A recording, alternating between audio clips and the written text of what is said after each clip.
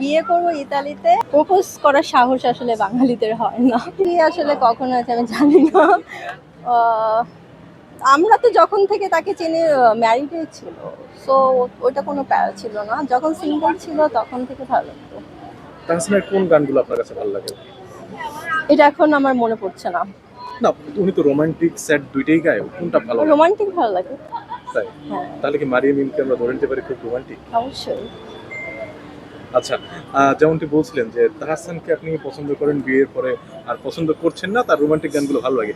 সেই সূত্রপাতে না, এখন মারিয়া তো কি তার কোনো গান শুনছি না। এখন হাবিব ওয়াহিদের একটা গান ভালো লাগছে, মহাজাদু, সো ওইটা শুনছি। তাই?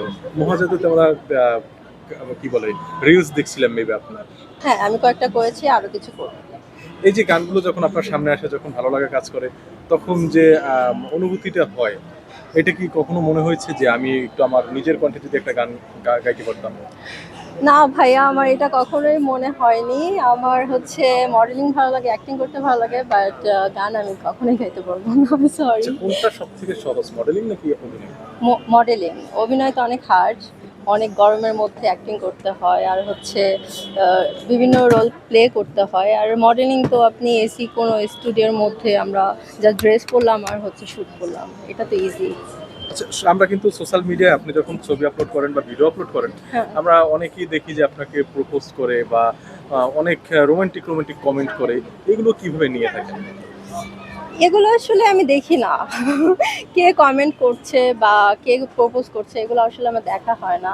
সো আমার যে ম্যানেজার আছে বা অ্যাডমিন আছে যারা, ওরাই এগুলো হ্যান্ডেল করে।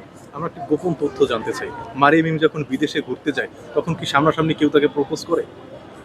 না, এরকম আসলে হয় না। ফরেনাররা করে, বাট বাঙালিরা এরকম আসলে হয় না। এমনি বলে যে আমি আপনার ফ্যান, মানে ছবি তুলবো, এরকম হয়, বাট প্রপোজ করার সাহস আসলে বাঙালিদের হয় না।